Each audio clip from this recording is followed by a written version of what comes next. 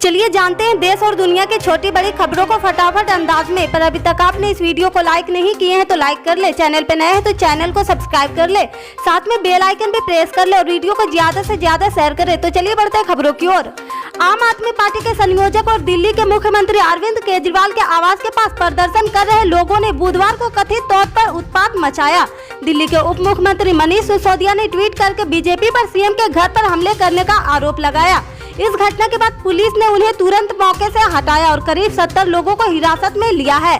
मनीष सिसोदिया ने ट्वीट कर कहा, दिल्ली के मुख्यमंत्री अरविंद केजरीवाल के घर पर असामाजिक तत्वों ने हमला कर सीसीटीवी कैमरे और सिक्योरिटी बैरियर तोड़ दिए हैं। गेट पर लगे बूम बैरियर भी तोड़ दिए हैं। बीजेपी के गुंडे सीएम अरविंद केजरीवाल जी के घर पर तोड़फोड़ कर रहे हैं। बीजेपी की पुलिस उन्हें रोकने की जगह उन्हें घर के दरवाजे तक लेकर आई है।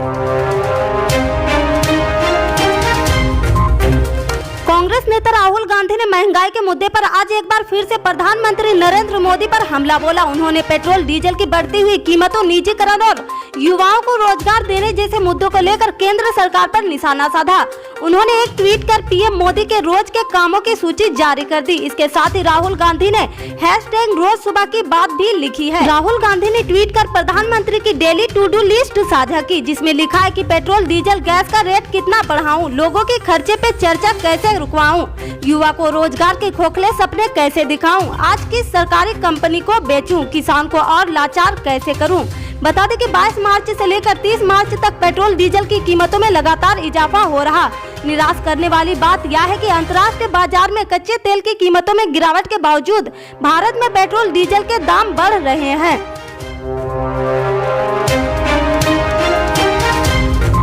बंगाल सीएम ममता बनर्जी ने केंद्र एजेंसियों को दुरुपयोग पर बीजेपी को घेरा है तो एनसीपी सुप्रीमो शरद पवार ने दीदी का समर्थन किया है। उन्होंने कहा कि राजनीतिक बदला लेने के लिए भाजपा सीबीआई ईडी का इस्तेमाल कर रही है, विपक्षी नेताओं का निशाना बनाया जा रहा। मीडिया रिपोर्ट के मुताबिक राष्ट्रवादी कांग्रेस पार्टी की राष्ट्रीय कार्यकारिणी की बैठक में शरद पवार ने केंद्र सरकार के खिलाफ मोर्चा खोलते हुए कहा कि जांच एजेंसियों के कथित दुरुपयोग हो रहा। बीजेपी के खिलाफ ममता बनर्जी के खिलाफ बोलने पर ममता की अपील का खुला समर्थन किया है। पवार ने कहा कि बीजेपी अपना प्रतिशोध लेने के लिए सीबीआई ईडी जैसी केंद्र एजेंसियों का इस्तेमाल कर रही है। जानकारी के लिए बता दें कि बंगाल के सीएम ममता बनर्जी ने मंगलवार को बीजेपी के खिलाफ सभी विपक्षी दलों और सभी राज्यों के मुख्यमंत्री को एकजुट करने के लिए पत्र लिखा है। इस पत्र में उन्होंने केंद्र सरकार पर निशाना साधते हुए कहा कि बीजेपी केंद्र एजेंसियों का दुरुपयोग कर रही है, ऐसे में सभी को एक होना चाहिए। गैर बीजेपी नेताओं से एकजुट होने की अपील की। उन्होंने भी शरद पवार की तरह बीसीआई ईडी, आईबी जैसी एजेंसियों के दुरुपयोग करने की बात कही है।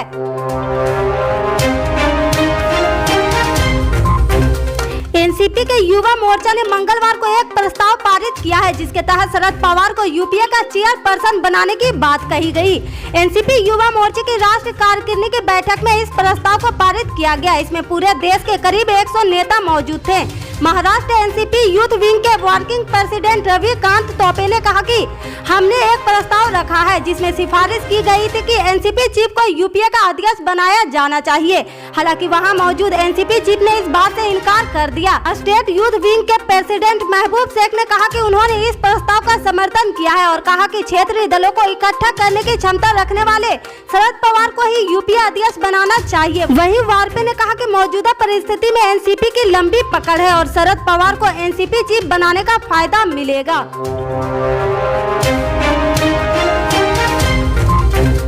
रूस और यूक्रेन के बीच जारी युद्ध के चलते भले ही भारत समेत दुनिया भर में कच्चे तेल और कच्ची चीजों का दाम बढ़े हुए हैं, लेकिन इस जंग का फायदा भारतीय किसान को जरूर मिलता दिख रहा। दोनों देशों के बीच युद्ध के चलते दुनिया भर में गेहूं की कीमतों में लगातार इजाफा हो रहा और अब इसका असर भारत में भी दिख रहा। केंद्र सरकार की ओर से गेहूं का न्यूनतम समर्थन मूल्य 2015 रुपए प्रति क्विंटल है, लेकिन बाजार में यह दाम 2250 से लेकर 2300 रुपए तक है। लंबे वक्त के बाद यह स्थिति देखने को मिल रही, जब गेहूं की कीमत शुरुआती सीजन में ही सरकारी दाम से ज्यादा है।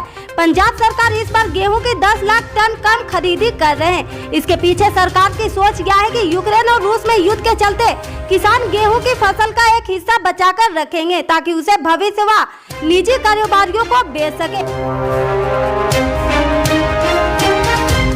समाजवादी पार्टी के अध्यक्ष अखिलेश यादव ने पूर्व एमएलसी कैलाश सिंह, गाजीपुर के पूर्व जिला पंचायत अध्यक्ष विजय यादव और अन्य सहित पार्टी के 4 सदस्यों को निष्कासित कर दिया है। सपा प्रमुख ने पार्टी विरोधी गतिविधियों के चलते ये फैसला किया है।